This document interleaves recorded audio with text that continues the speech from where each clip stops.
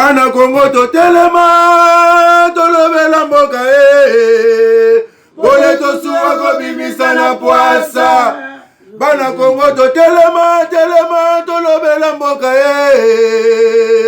Bole to suwa ko bimisa na poasa Ba député to votaki bazo salarien to tele la funa bazo salarien Congo to lega na mwamba bazo salarien to tele lukunga bazo salarien na baboko kula bibembe bazo salarien ato to mala changu bazo salarien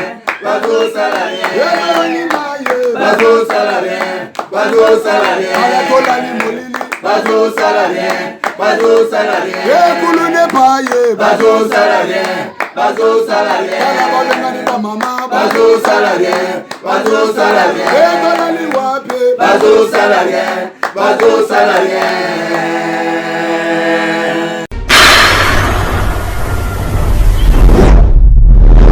Kolo azala na bino, kolo azala na biso nyonso parce que bozali ebele a Olanda to soa Paul, merci na bino nyonso bosala confiance na biso. Ça fait longtemps to soa Paul soa leki na télévision na ba kino ba lobby TV, bo pesa ba idée na makanisi na bino. To pesi pe merci sous na basile long na confiance azo continuer bo pesa to soa na chaîne.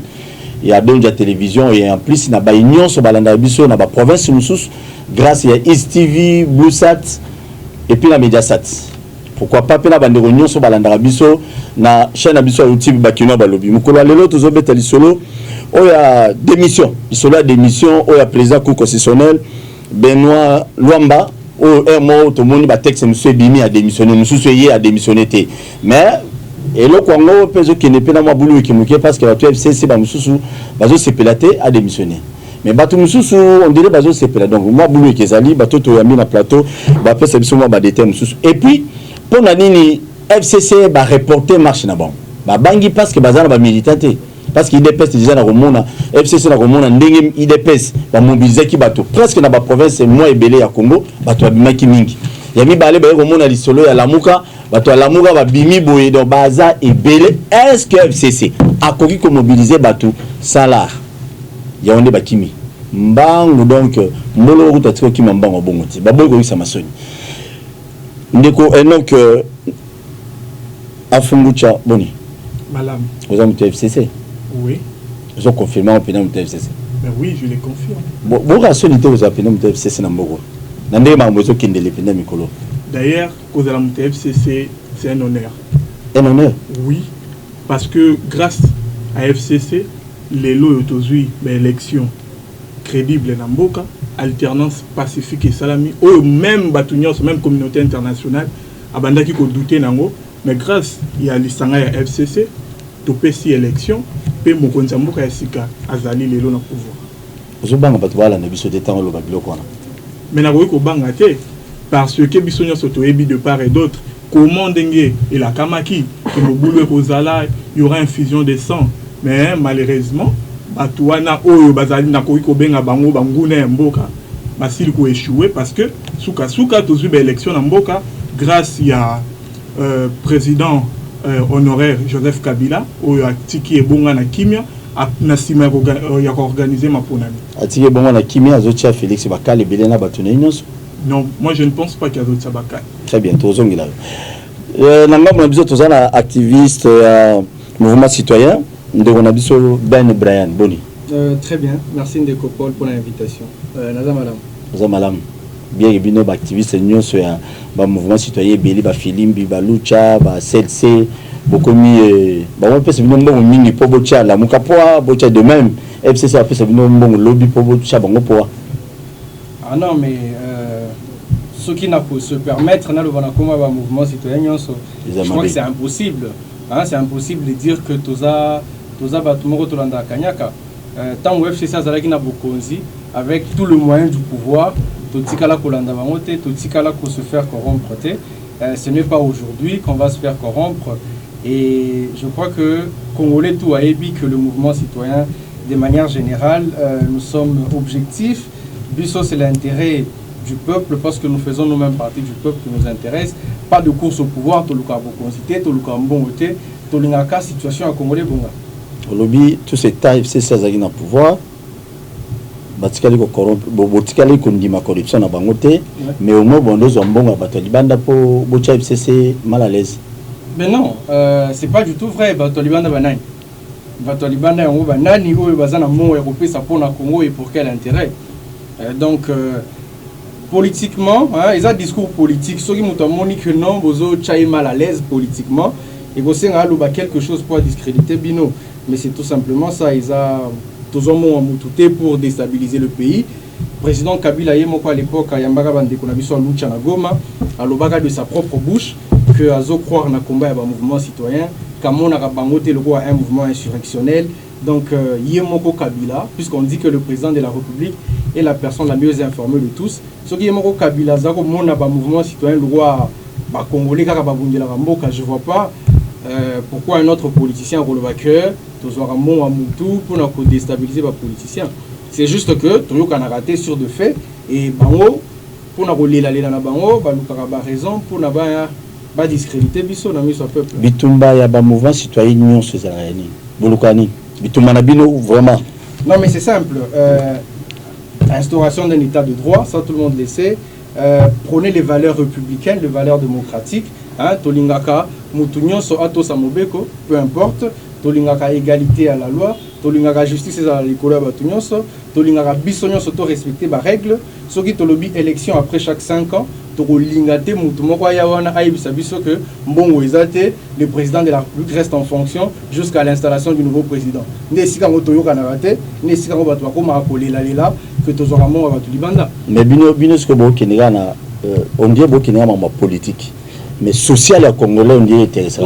Pendant toyokate mouvement si citoyen moko bimina nzela pour na lipe kita pour na moi makambo changer. Mais bien sûr que si. Bien sûr que si c'est que au chaka ndekate.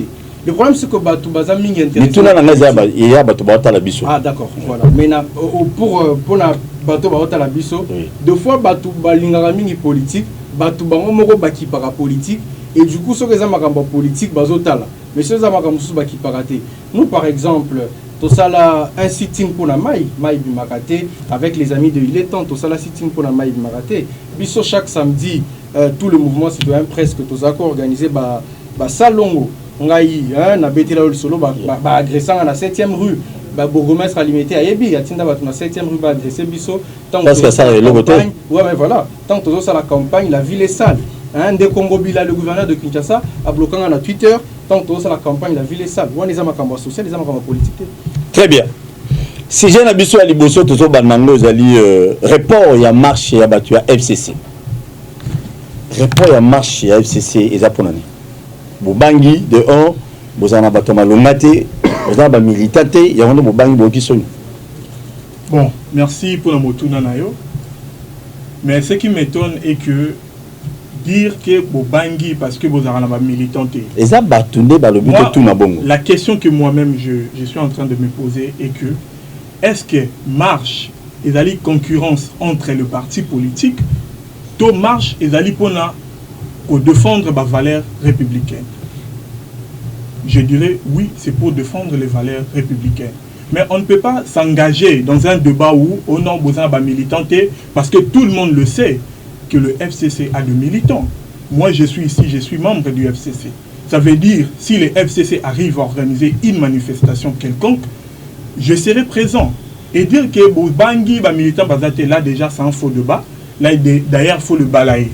Parce que les militants sont là. S'il faut descendre, manifester, Torokita, Toro manifester. Mais rapport, il y a marche. Bissognon. Je l'ai avant hier. Pour battre Balobi, tu sois tout le monde FCC, Bango, parti na Bango. Combien de partis nous sont sur la plateforme FCC? 300 quelques. Nous sommes plus de 300 partis politiques. Ok, 300. Bien. Député Béli Bazaki nommé c'est le Batunandakou. Et puis, pour Batunabi, il faut l'argent. Par rapport, c'est très différent. Et IDPS n'a la mouka. Bon. Avant, au côté de la deuxième réponse. Bon, je dirais que c'est vraiment un débat de la rue. Parce que dire que pour Nabo Kitananzela, il faut donner de l'argent, c'est faux. Parce que je vais donner l'exemple de moi qui est ici présent. Là où je suis, dans mon quartier, j'ai une base. S'il faut mobiliser ma base là où je suis, je ne donne pas l'argent.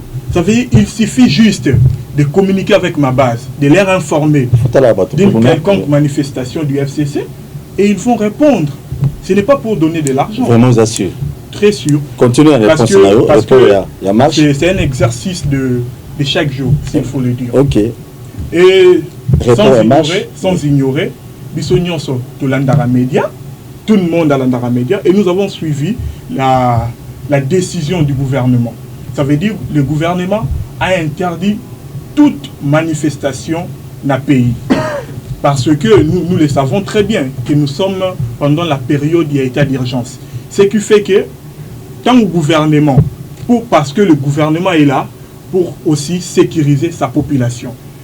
Le gouvernement a sali une analyse, plus plus il y aura contamination, il y a Covid-19.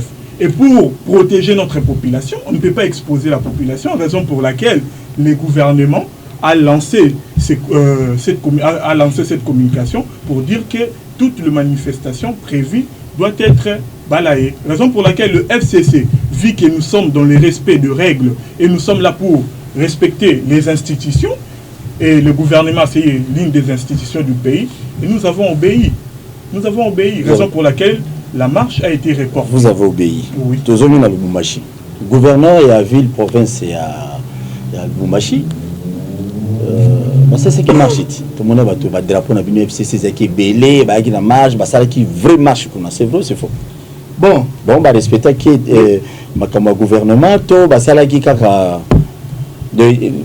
pour la bino FCC dans le Lubumbashi, le gouverneur a organisé qui on a. Ce qu'il faut savoir est respect ou non respect l'état d'urgence. Je réponds à votre question. Très bien. Ce qu'il faut savoir est que le FCC a une structure de communication. Ça veut dire quand le FCC arrive à organiser une manifestation, ça se fait par de voix. Ah, Lingala. Oui. Et ça, Salama, nzela oyo esengeli parce que FCC ezali structure monene, ezali organisé, cellule ya communication ezali, ezo exister. Ça veut dire même cellule ya communication oyo a annoncé qui marche où il fallait dans la prévue lelo où il a reporté. Même cellule ya communication a zonga qui pour nous rappeler to ko ba militant na yeke non marche auto lengela ki to sili kolongola yango kolanda mibeko ya gouvernement. Ça veut dire que va marcher, bon, là, moi d'ailleurs, je ne sais pas, ce qui va tambola qui toté. Mais c'est ça qui meeting moi dans Lubumbashi dernièrement, je pense même passé, non? Information Oyo, FCC, à Pesaki, et Zali, que les militants n'aient pas fan dans Nandaku, bah, qu'il y a une marche. Tu es là. Ndego Ben. Oui. FCC va reporter marche là-bas. Et ça le bien? Non, et ça les biso bien té. Bon, on a évité. En réalité, non, hein. Et ça les biso bien té. Mais parce que oui, mais pour prendre acte seulement que point gaboti que la bateke. C'est-à-dire que ceux qui vont mettre ça na kotambola té na ko marcher té, bon mekate ko marcher pour battre muso ba marcher. Donc kwanga boti que la bateke ba komoté. Donc bon meka ko palanga na kututé. C'est pas tout à fait vrai madame de Wazoloba et au-delà de ne pas être vrai, c'est tout à fait faux. Il y a déjà mon avis moutalobi que mou les obéta, moutalobi na mboula boé, na zobi ma pona kende osomba lipa. Mais après il m'a dit non, na ma sauté pour mou les obéta. Mais ozoa qui décision là na samboula non? Si bazu décision qu'il faut passer la marche, na c'est état d'urgence non? Est-ce que état d'urgence est na sima? Qu'est-ce que ça veut dire état d'urgence? Ça veut dire que la liberté publique est restreinte. C'est ce que ça veut dire. Donc pas de voyage, net to voyage à Kobimi au Québec, la liberté publique on est restreinte. L'état d'urgence, la liberté de manifester on a bazo pays qui ça yango. Si on a à état d'urgence bolobi, il faut tout ça la marche. État d'urgence c'est surprendre, mais n'était pas boyer ba qui état d'urgence c'est ça déjà. Après quand on a à état d'urgence bolobi non to annuler pour gouverner à Lubaki. Non, c'est pas tout à fait vrai. C'est pas tout à fait vrai. État d'urgence ezalaki déjà. Plus de 50, bon, qu'est-ce que j'ai dit? Plus de 150 personnes. Ils ont un vers Kingakati là-bas, ici, hôpital, centre hospitalier, initiative plus. Maman Olive, ex-première dame. Moi, j'aime dire ex-première dame. Oui. Maman Olive a Sangissi, Batou, premier ministre, plein. C'était plein là-bas de gens. État d'urgence, c'est la guité. c'est disons, c'est très bien. État d'urgence, c'est Zalaki. Oui, à Lubumbashi, à Lobby. Président Kabila, à Zalaki. Honoré. Non, président est parti, parce que le président est un peu perdu. Voilà. Donc, le président de la République, son Excellence, Monsieur le Président de la République, Azam Moko, moi je suis républicain, je suis légaliste. Donc, Kabila, Azalaki. Mamoli, Premier ministre, tout Azalaki. Député, tout le monde. État d'urgence, c'est Zalaki. Donc, ce qui va annuler marche, c'est pour une autre raison. Et puis, il faut aussi signaler que marche où on a un FCC, les Zalaki réfléchis par le FCC. C'est-à-dire que Zalaki. Quand on a Mouzino, on n'a pas de comprendre. Trop de kanda, comme on dit en lingala, trop de nkema, afandi ga boyamoni que non, IDPS, la Mouka, bazole que la son esprit. Moutongo pas sili qui n'est pas non, puis sopeto ça la marche de soutien aux institutions. Et Moutongo ebani. Si vous voulez, je cite son nom, Goïka Sanji. Yende Mouta pensé marche ouana. Et sans réfléchir, sans contacter les autres, communiquer, nous allons marcher jusqu'à ce qu'ils s'aient dédié. Non, nous n'allons pas marcher, nous respectons l'état d'urgence. Non, mon cher ami, état d'urgence, et Zalaki déjà depuis Kala. Vous voyez, qui est dans l'état d'urgence, Tibozo lancé marche ouana. Nako lancé hôpital initiative plus, état d'urgence et Zalaki. Vous étiez là, Moutuna Kachne Nae, Moutuna Moutou, comme on a vu Jean-Pierre Bemba Tambola qui lobby, Nabana Nae, Moutuna Kachne Nae, moi distance à 1 mètre, toujours respecté, il y a moyen de manifester. Tout ça dans un régime d'information, pour ceux qui ne le savent pas. Pour Bissona, mouvement citoyen, de développer Mingi, côté droit de l'homme, respect des droits de l'homme et tout ça. Nous sommes dans un régime d'information. L'autorité urbaine, l'autorité politico-administrative, n'est gouverneur à Kinshasa, Azan a droit de mais Azan a droit de ne pas prendre acte. C'est de dire, Ngai, tension, na proposer binobo ça la marche wanati. Mais Azan a posé au pays qui s'habille sauter tout ça la marche ou bien au pays qui s'abat tout ça la marche. Par contre, il a le droit de dire, bon ça la marche na bino, mais bon comme on a parlé du peuple té, bon soukaka na changu, n'enge batu ya la muka basalaki. Vous voyez? Donc, tout le bâté que le gouvernement a interdit des marches, il y a un autre ça la marche. Ce qui besoin réfléchir, bon, c'est parce que vous ne connaissez pas la loi en vigueur. Loi na mboka na biso, et le but est qu'un gouvernement ou un gouverneur peut interdire une marche qui se dit être pacifique. Tout évoluer. Déjà, quand même, c'est mon habit, non, ma casse, parce que, bon, comprendre que Bakimimboula dans mon pépé. C'est Bakimimboula dans mon pépé, pour ça qui mon pépé. Celle, c'est abandonné la marche, le mouvement citoyen va marcher, UDPS a marché, la Mouka a marché, mais on a senti que majorité populaire, la majorité parlementaire, il y a un monde entre les deux. Donc, ce qu'on a 300 personnes à l'Assemblée nationale, et le but est qu'on a la majorité. Oui, mais au quotidien de ce monsieur. Pourquoi le mouvement citoyen Belé va soutenir la marche au la opposition? Et pourquoi pas soutenir Nangama Kabila? Est-ce que c'est tout à fait vrai? L'intimité. Déjà, vous soutenez la marche à PPD? Attends, mouvement citoyen Mokora Oyoyebi. Est-ce que déjà, invité à Bisso la marche? Est-ce que Oyoyoso, toujours la Mouka, IDPS, nous sommes invités à Bino? Oui, 2 fois, invité à Bisso la marche. Mais le quoi là où les Kassiko, oui, par exemple, moi, j'ai pas été invité dans le mouvement la Bisso, tu as invité, il y a auto participé, parce que nous sommes dans une démocratie. Et là, on va marcher les wana. Et là, on a Mouka, IDPS à marcher les, et tout ça. Là, par exemple, on a d'accord, on a voté. Moi, je ne peux pas marcher contre une personne. Moi, je veux marcher contre un système. Il y a une loi on a bien, il faut qu'on modifie en haut, on en a marché. Il faut que les Canada réforme avant tout comme on a étape Moussou, on en a marché. Mais bon, bien on a marché pour la marche contre Moutou, c'est trop réducteur. Donc ils ont normalité. Donc je ne peux pas marcher pour une personne, je marche plutôt pour des principes.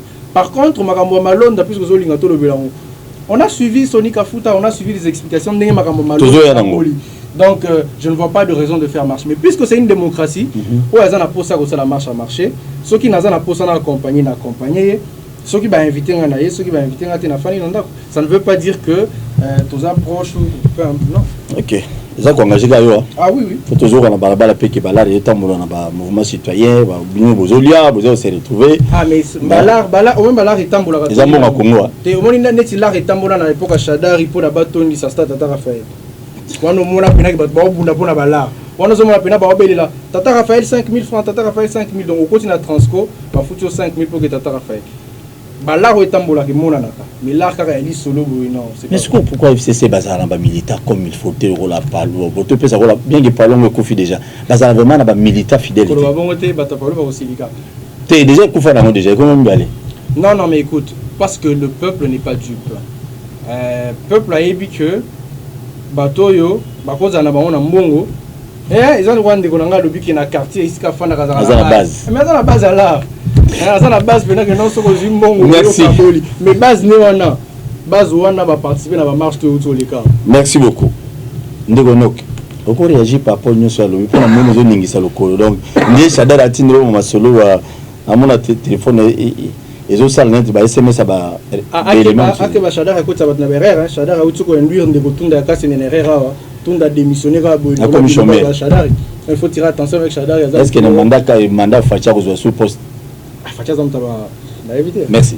au réagir malheureusement mboka oui aux à l'aise na lingaki na zongi Samuel Romoko autayi koloba lorsqu'il a commencé à parler oui. Il a évoqué l'état d'urgence. Il a dit que nous sommes dans la période de l'état d'urgence. Et il a essayé de définir l'état d'urgence. Il a dit que dans l'état d'urgence... À lobby qui est un état d'urgence, la liberté est restreinte. Et ça y est, lobby. Un état d'urgence. Mais c'est ces définitions dans les hommes. Non, je n'ai pas dit ça. Ok. Et par après, avec Kolobake, le gouvernement a coquille attend mon côté la marche parce que dans un régime il y a information. C'est déjà une contradiction. Nous sommes pendant la période d'état d'urgence, d'où la liberté est restreinte, mais par après on a évoqué que non gouvernement a coquille côté la marche. Non. Nous sommes pendant la période de l'état d'urgence. Ce qu'il ne faut pas oublier. Ça veut dire que droit mususu otozalaki nango tozanango souté la période oyo. Ce qui fait que les institutions ont décidé dans la minute oyo. Et dire que ça, je voulais recadrer ça parce que c'est une confusion. Parce qu'il n'y a pas pour réagir, c'est sûr. C'est une confusion parce que ça veut dire le gouvernement, la période où il inauguraki, a auto-soulevé, maman Olive a inauguraki. La période où le gouvernement a pris une décision parce que tout ça en période, il y a état d'urgence. Et n'a pas rappelé à l'objet, non, à Monaki, Jean-Pierre Bemba, Salim Moboy, non. Marche à la Mouka, ils n'ont pas voulu respecter les autorités établies parce que l'autorité interdit qui marche. Mais moi d'ailleurs je perds que après marche au Nyonso, lobby tous à la source à contamination élevée, donc ils ont bangi sa macasse. Donc ce qu'il ne faut pas oublier, nous sommes là, nous dans les FCC, nous respectons les autorités établies. Ça veut dire les institutions de la République, nous sommes là pour soutenir les institutions de la République et non pour la mais la institution de la République. On a une de lobby. Non, ils ont toujours ça là. Il y a un FCC à ça là. Oui. Ils ont engagé heureusement. Oui, l'institution de la République. Quand Maman Olive a rassemblé Batou, je m'étonne parce que parler de Maman Olive a créé un cadre individuel. Un cadre accueilli pour inaugurer. Le représentant. A invité Batou. Oui, il a invité des gens.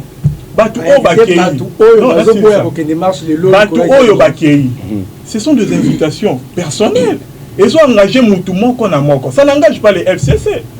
Est-ce que rapport Ninezali entre invitations personnelles, il y a Maman Olive contre certains individus, la FCC? Il n'y a pas un rapport. Il n'y a pas un rapport. Ça veut dire il ne faut même pas évoquer ça parce que rapport est athée. Parce que c'est par rapport au lobby qui non état d'urgence ces alliés. Moi tout ça ngana bisunyo c'est comme pour tout ça la marche ces adécisions te violer mais nzo kande ba mo livre kuna moi ça tata mo kuna mboka ya kala Joseph Kabila na yemo Joseph Kabila zali pe na milulu wana bosana ki batu belé bobenga ni kabino na bino. Te eloko bosani ko soulever ce que na tangi kombo ya batu bazala ki wana. J'ai cité le Premier ministre, chef du gouvernement, ou soi-disant gouvernement et lobby état d'urgence. Président de l'Assemblée nationale, président du Sénat, coordonnateur de la FCC, l'équipe plus de 20. Bon, Je rappelle encore, na lobeli invitation à titre individuel. C'est ça le problème. Ça veut dire, bakoki na période où tozali, bakoki peut inviter à quelque part. Une invitation. Tant on a zoko makuna, je n'engage pas le FCC. Parce que ce n'est pas le FCC qui m'a mandaté. Est-ce que ndenge bakela ki kuna baso qui mandait FCC? Non. Le FCC reste serein dans le respect de principes de droit. Et donc il y a lobby, on a bien. Pour la nini baso qui décision on a un état d'urgence, bah il qui vient que état d'urgence c'est ça. Non, Bazu mon cas que tout ça la marche na un état d'urgence. Après bah on peut bazongi simara na un état d'urgence. État d'urgence c'est surprendre vraiment. Bon, état d'urgence c'est surprendre à discuter. Ce qu'il faut savoir c'est quoi? Nous on voulait marcher pour l'intérêt républicain. Parce que nous pouvons tous les constater aujourd'hui. Comment vit l'élo et combien un peu difficile. Raison pour laquelle le FCC voulait marcher.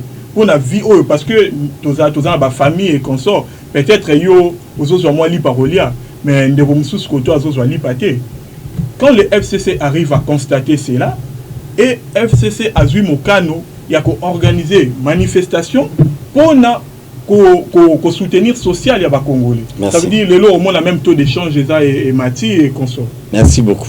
Nabandi bakonzi bango bazo ba décision bango ba bomarango c'est que petit peu leur respecter tout ba inaugurer hôpital aux agina scellé tout le monde bilongé là qui on a ka bango ba lever état d'urgence tout respecter ba geste de barrière mais malheureusement bango non ba ki ba toni non donc on m'a boulé trop.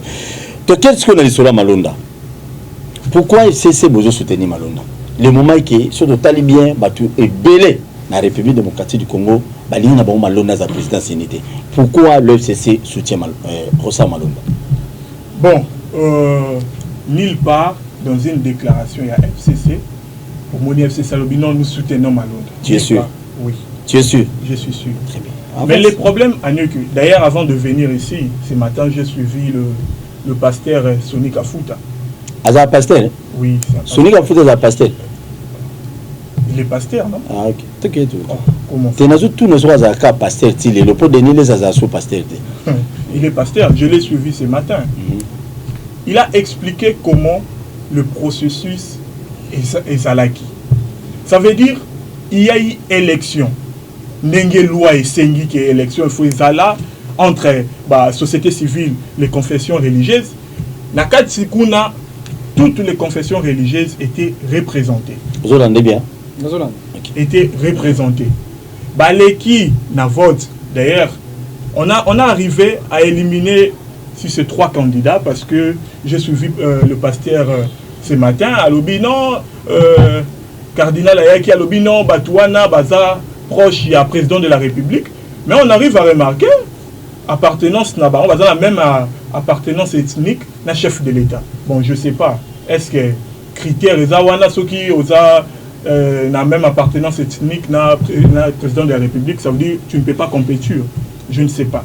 Ça veut dire la procédure pour choisir le président de la CENI a été respectée. Bazalaki ba candidat Ebele parce que Rosa Malonda azalaki le seul candidaté. Ça veut dire ba kei na ba étape moko ti Rosa Malonda atikali yemoko. Bazalaki 8 na kati ya salle. Sur 8 wana 6. Rosa il n'avait pas sonné Kafota. Non, je ne prie pas là-bas. 6 va voter pour Rosa Malonda. Je dis bien 6. Ça veut dire c'est une majorité écrasante. Ça veut dire sur 8, 6 va poni Malonda, 2 juste va poni Malonda. Ça veut dire par rapport à résultat et procédure, ils ont suivi et par après tout les qui na vote wana va poni Rosa Malonda.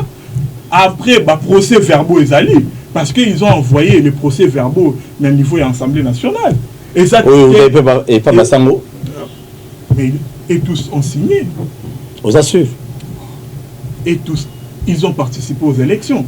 Lorsqu'ils ont eu à voter Malonda, ils étaient là. Les cardinals Ambon étaient présents. Le temps pour expliquer comment on a bien mais les cardinals Ambon étaient présents dans la salle. Les jours où on a voté Rosa Malonda, Et après avoir voté Rossard Malonda, on a établi les procès-verbaux. Et les procès-verbaux ont été envoyés au niveau de l'Assemblée nationale.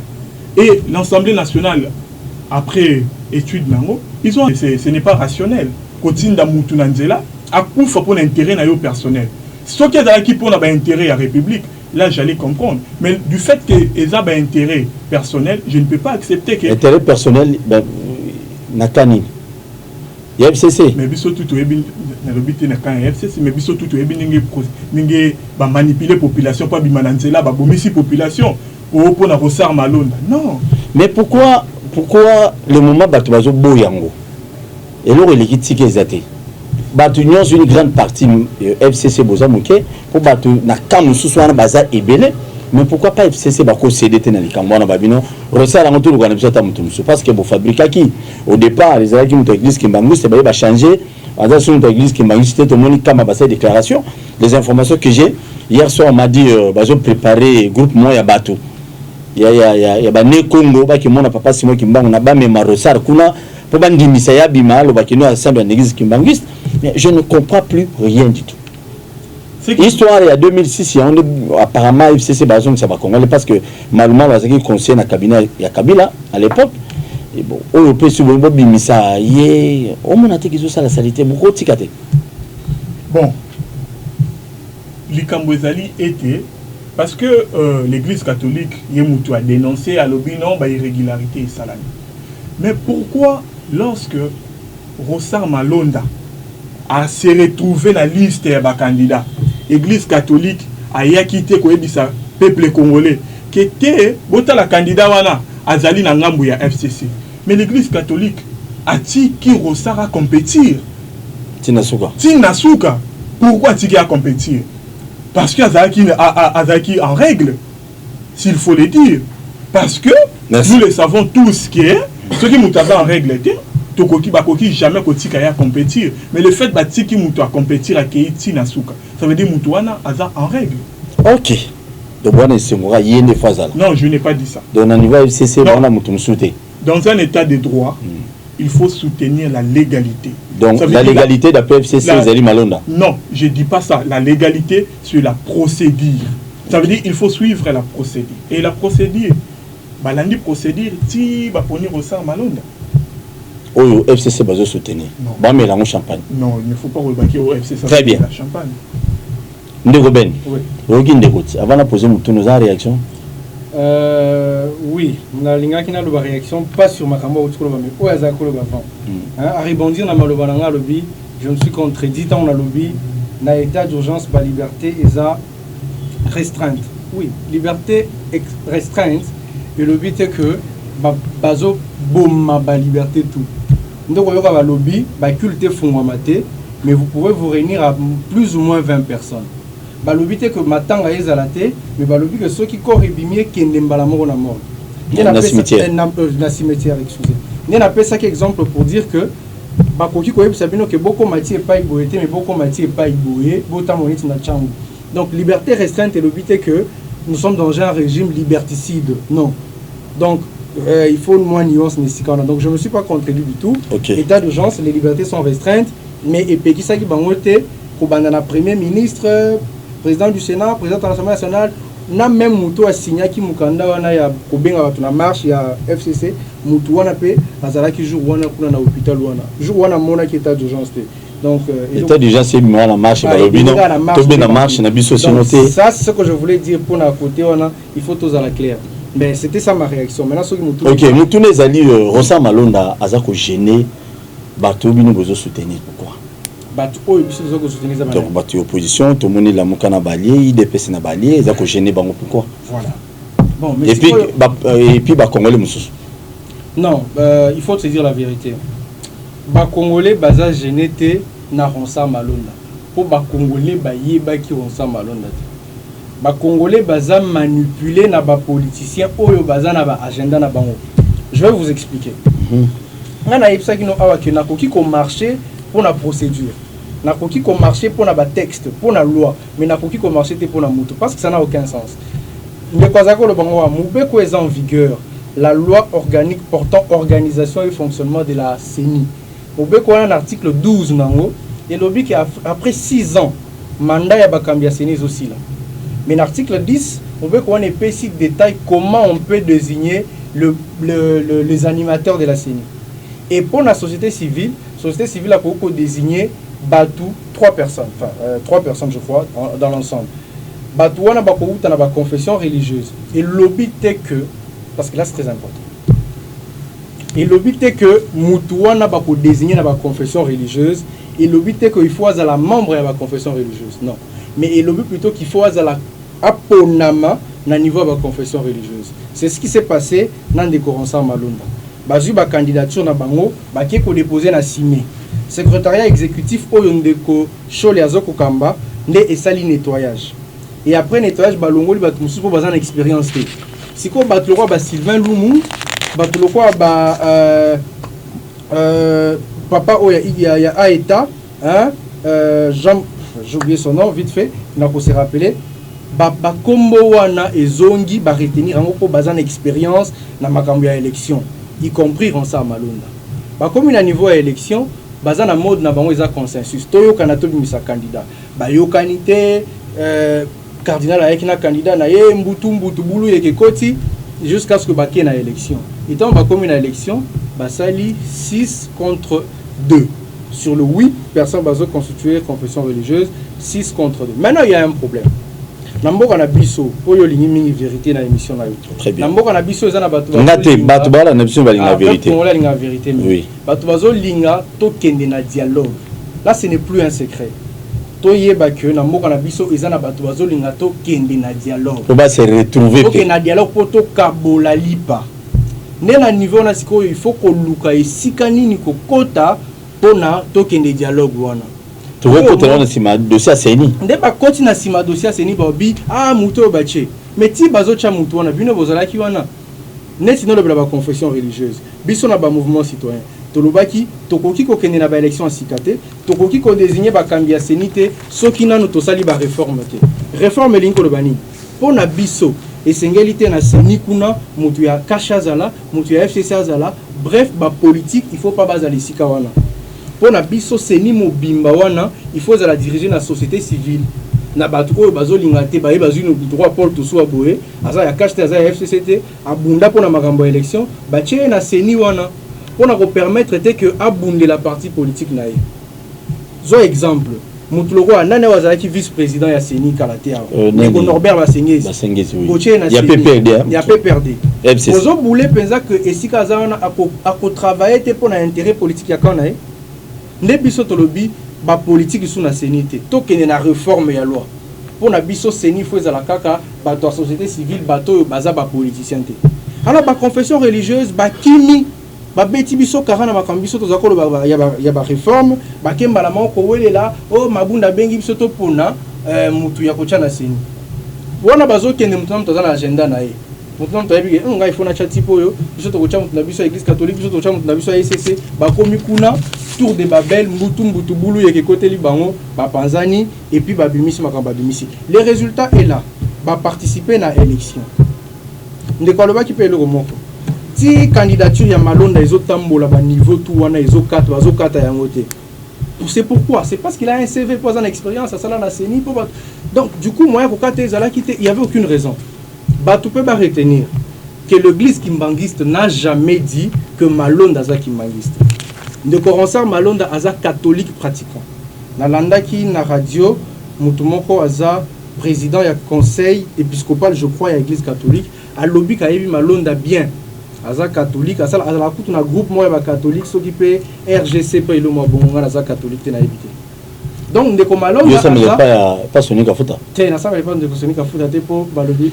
Non, na ça me pas été. OK. Donc du coup de Malonda s'est retrouvé wana pas en tant que catholique. Ba catholique te mutu ba soutenir candidature na yi.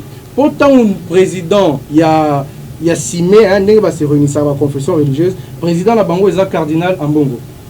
Cardinal Ambongo lobi pour na toyo kana bien, il faut église na église et parrainer candidat moko. Pour parrainer candidat et le but que soutenir forcément. Et lui non netingai église qui mangiste et c'est rangé na simaronsa. Église qui mangiste abi biso toyaki te pour mutu na mutu za na candidat. Mais bino ba catholique boza na candidat na bango. Soki Cyril et beaucoup de ceux qui paient ce comme église SCC zaki na candidat nae monsieur Eyale balongoli Eyale pour azala qui candidat ya la muka babi non mais yo za politicien lungwa balongoli na nzela siko ekomi que église na église il faut parrainer candidat moko église ba parrainer ba candidat na bango ronsar atikali iolela église qui mangiste et parrainer séance tenante, c'est-à-dire que nous tofandi awa bisomisa tuboye toyokani ba soutenir yewana mais elobite que de Koronsar azaki mangiste. OK. Et puis l'église qui mangiste n'a jamais dit qu'il était qui mangiste. Mais pourquoi ils ont gêné Batou? Ils ont gêné Batou parce que Batou baza manipulé. Na expliqué bien. Très bien. Ils ont gêné Batou parce que Batou baza manipulé. Batou bazo lingato kende dialogue. Si qu'on anzela nini to kende dialogue. Il faut to lukaelo au moro boyeto manipuler. Oh non azam to FCC non. Enfin, je crois que moi je sais. En tout cas la liberté na ngai Munga en tant que membre activiste pro-démocratie, Naïbi Kende Koronsar, Azana Seni depuis 2006, si je ne me trompe pas. Ok. Merci beaucoup. Na Ernini à Kota qui FCC pour FCC Komika Mikolo. Ok. Bon, il y a d'autres connotations FCC parce qu'il a travaillé avec Malumalu, il a travaillé avec Ngoï Moulumba. Mais ceux qui bongo alors, ceux qui bongo, il fallait bango la confession religieuse base de la plutôt les canons de la réforme. Très bien. Ceux qui paient bongo, il faut tout le monde la battu nyon sur basala na Seni. Merci beaucoup Ndeko. Ben, mais au moins, et là autour aussi Nara qui va pasteur boza, va vrai pasteur. Sérieux. Parce que apparemment dans cette histoire, ouais, bah confession religieuse oyo, que ce soit Bandeko FCC, que ce soit Bandeko Église catholique, que ce soit tous les couches nyonso otozali, bah pasteur ba côté biso na zamba moko likolo ya mbongo. So de tellement nyonso zo yindawa parce que le pasteur ba responsable ba confession religieuse wana ba luka ba ko se retrouver wa na ba millions. Faut pas soutenir candidat moko. Même au Rossar wana to ke pas to zungi pai. Ndeko. Oyebi na mona ka tiko mbongo zo tambola quelque part déjà. Pone Sony Kafuta sombili kama. Nzambe asila ki kupya ko sila Sony Kafuta. Non mais Sony Kafuta. Oyebi ya ko lambo ya ko bimaka tango mbamba Rossar. Non. C'est bizarre. Sony Kafuta azali représentant ya ba église de Reveil. Et puis ba église yango nini? Au niveau SC. Ba église yango ndene nini? A remplacer ndeko pasteur Kankenza. Non mais faut tout ça la pe botolo ba mona été mais yeba ba église nini? Ba église minene ba église de Reveil belé un tozu la borne azakunate. Non, moi je t'explique. Bon. Ok, malo baiser par ngai. Tozu pasteur Mukuna. Bon Mukuna kutu akenda kutu bareno na bangoti. Tozu pasteur nani Mutombo akenda te. Wale sa kutu ennemi kutu babilo na bangwana. Donc, ils ont pas pasteur moi pagano mais il se prêtait d'être des pasteurs ou l'église de Réveil, ce sont eux qui se retrouvent. J'ai participé à la réunion na bango talibi longi ba pasteur na mona ikuna. Na be na ah nzambe mbongo zelo mabe. Tout baza basala nzambe. Yom tozo loba. Ngai na rebe lote mais bi est-ce que baza ba vrai serviteur? Ça veut dire bazo mériter moi minimum ya respect. Yom to lobi. Papa bango to bazo sala ba bi wana bi ba respecter PPT sur biso to respecter bango. Merci beaucoup. Deuxième Mutuna Yasuka. Tuna Yasuka zali lettre à démission, to ba lettre, il y a démission, ils ont ce qui dans les réseaux sociaux, il y a Benoît Luamba zali président constitutionnel. Il n'est pas ici à Kinshasa, il est déjà en Belgique. Quand on a vu le FCC, on se bang trop pour la démission. Qu'est-ce qui ne va pas? Bon, dire que... Bon, à chaque fois, je ne sais pas. Et non, les questions que je vous pose, s'il vous plaît, on comprend. Tous les groupes de téléspectateurs, pour créer un groupe, donc il y a un questionneur, il y a une émission à lobby. Dès que tu as un commission à PP de lobby, il y a un questionnaire, tout ça, il débat au Bibo. Il y a un deux heures, tu tournes, il y a un soir, nous devons charger une société, malheureusement. Parce que, nous avons remarqué, moi, tout le monde a créé un acharnement pour la FCC, je ne sais pas. Donc, mais ça m'a bêté, ça politique, après ça m'a biscuit. Oui, je comprends. Ouais, dans les réseaux sociaux, parce que vous avez géré pendant 18 ans, les lots salaires à policiers, ça bien été, les soldats et malades, musalité, les soldats, les soldats, les soldats, Congo, les soldats, les toilettes, les sacs, les kangibo, les mandés, les toilettes. Aussi licité. Aussi licité. Je comprends tout ça. Gérer le pot basé à la tête du gouvernement. Ah, le Premier ministre. Ah, il y a le bac. Non, pas seulement le Premier ministre. La finance, tout. Et puis il y a le bill, il faut qu'il y ait au moins non, mais c'est la tolérance. Non, la tolérance. Moi, je suis très tolérant. Mais il va peut-être récupérer le temps de parole. C'est lui qui dirige. Moi, j'ai demandé d'intervenir. Donc, Azakio, puisqu'on a bossé avec Azakio, il marché pour la LIP et Mati, il marché pour la dollar et Mati. Il a communiqué na bango. On a signé. On a signé lobby. bazo dénoncer bazo ko sepelate ninge batu ya cash baza na kati ya coalition au pouvoir mais bazo descendre dans la rue na makambo bakoka ko régler na niveau pouvoir ce que bango batu FCC bazo diriger gouvernement bazo diriger pe finance bazo ngasko ba kita dans la rue Polipe Mati malobeza mboka yo oui alors kato otenga pe na kato ote na moni ndenge na bande koloba donc à chaque fois donc les agents politiques on les comprend d'ailleurs mais dire que des missions à Benoît Luamba ils ont créé un peu frustration dans FCC je dirais c'est faux pourquoi Kabila pourquoi ils ont créé frustration pourquoi moi je dirais peut-être qu'ils ont juste acharnement contre le FCC. D'ailleurs, on ne peut pas suivre tout ça parce que nous, tout ça, la logique, parce que les soucis majeurs aujourd'hui, c'est de gérer ensemble et comme Mambo Kaliboso et Longo, la coalition entre FCC et Nakash. Ça veut dire que débat, il y a non, ils ont profité de la PPT. Quand il y a un débat, il y a Benoît Luamba et consort, non, ils ont profité de la PPT. Ce qui importe aujourd'hui, c'est les sociales des Congolais. Et le gouvernement est là pour assurer ou rassurer encore les sociales des Congolais. Ça veut dire, social à Congolais, il faut être préoccupé du solélo. Ça veut dire, Togo c'est martelé qui n'a pas de débat, et ça bénéfique pour la peuple congolais. Moi, je dirais que ils ont une sorte de la population. Parce qu'aujourd'hui, le peuple a posé un débat, le peuple a posé un lia, le peuple a posé un mela. Mais les lots, il y a des débats au lieu, bon, je comprends, au lieu il y a des débats au lieu, et pour le peuple à l'aise, tout ça, il y a des débats, il y a Benoît Luamba et consort. Non, moi je dirais d'ailleurs, je ne voudrais même pas aborder cette question parce que la question majeure, il faut toi aborder. C'est intéressant, c'est les sociales. Ça, c'est du FCC. Je comprends. Oui, Nego. Oui. Démission, en fait, ce qui est vrai dans la démission était. Non, il a démissionné. Officiellement? Non, il a démissionné, il est parti, c'est fini. Il est parti? Non, c'est fini. Si vous avez Sani? Non, ils ont bangi ça peut battre mon sous dans beaucoup yo. Balingaka baza na momutu na bango à la tête d'une institution ou ba pesa ke meeting. Au moment où tu as makambo ronsa rawa. Mutu pas compliqué makambo ronsa mutu achebulu et kaisa zanine mabunda. Donc yé à l'équisi entérinement ya ronsa netezaki le romoro ya kimuibi. Alors qu'à ça de manière normale ka boy.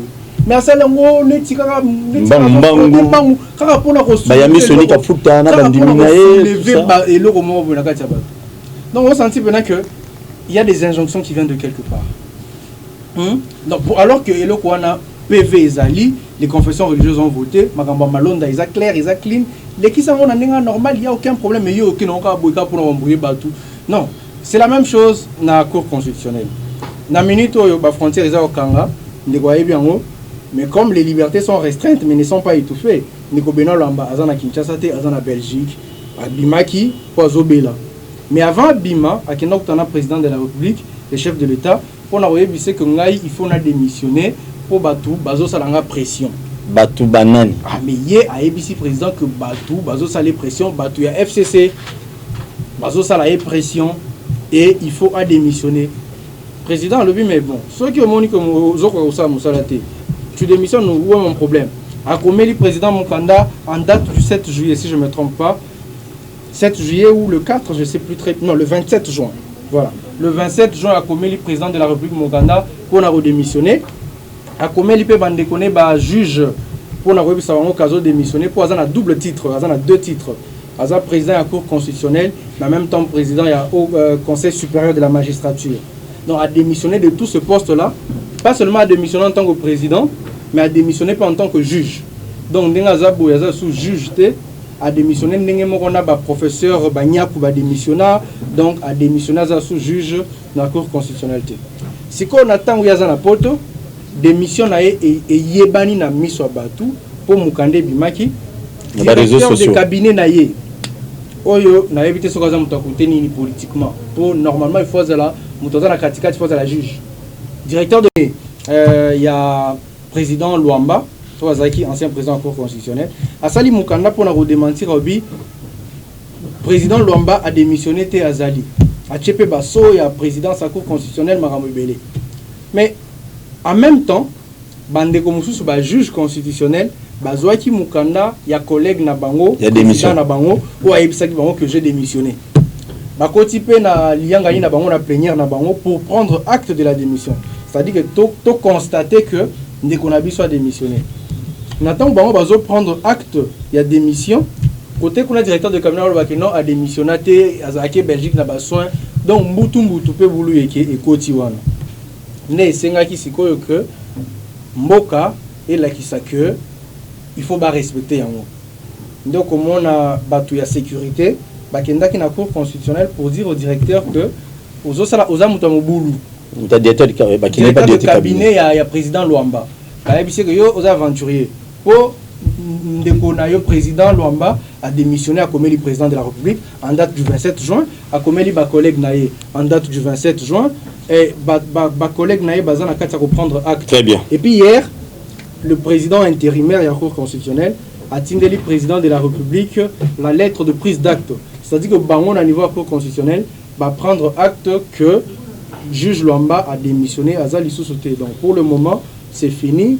Bazo bazako banga wana bazo tinda directeur de cabinet à contredire, bazo tinda l'avocat Théodore Ngoya contredire, batutu wana abupia. Merci beaucoup. Bon qui explication il y a dossier à démission il y a président constitutionnel dit comment il loba dans 30 secondes au cours le banini ce qu'on a FCC pour boza qu'ils aient toujours maman bé à Congo. Bon, on a rappelé le Romoro rapidement. Tant que tu as entré à plateau na yo, ou bien ça qui est le Romoro par rapport à Marambo Italie ministre région du Sien Boussa. Mais j'ai un problème, il y a belé vous doit gérer le ministère ma ceci. Et ça va ben tox ou ils ça na ministère à commerce extérieur. Parce que depuis que nous sommes là dans ministère à commerce extérieur, depuis que l'excellence Jean du Sien Boussa a eu ministère wana. So OK qu'on vérifier. Il y a certaines personnes banner au Koufa opération hernie. C'est bon, mais aujourd'hui Jean le 7 au sein de l'émission. Mais aujourd'hui grâce à aujourd'hui il va pas la bande FCC papa émission lilo. Bon, et là on a le bas na bande on a soit FCC, tous a toujours soudé parce que tout comme mabé. Non, ce n'est pas ça. Mais tout l'andaté oyo maloba banguna bakoloba parce que nous sommes dans le gouvernement, c'est pour gérer, c'est pour répondre aux questions social aux autres ça peut plaire Congo. Merci. Ndeko non mais malobananga ce que ça remercier pour l'invitation na plateau na yo et puis oui ça peuple congolais de rester vigilant. Un mot cannabis va se prendre en charge. Va se prendre en charge bien évidemment, il faut toujours se prendre en charge mais il faut continuer à la vigilance parce que ndenge na yebisa kibino mutu moko azoluka dialogue awa batu moko bazoluka dialogue awa mais ba memango te na ndenge bazolinga ko memango parce que le dialogue ne résout aucune question, surtout pas le partage de pouvoir. Merci beaucoup Nabino Soubolandi biso nzamaza na bino longo. Au moins na la sabino ba police ba mité mama B dialogue nos intérêts na bango. Bino peuple vous se retrouver té. Bino ba tobi na balabala, boko se retrouver na bino té. Bango mo ba ali même ba pasteur wana tous les bandits ba église nyonso ba kendaki négociation ma monseigneur. Ba zo se retrouver. Mais bino ba ila bino ba discours kuta. Vérité ba web sabino té. Frita Simbamako. Tokutani lobi. Merci.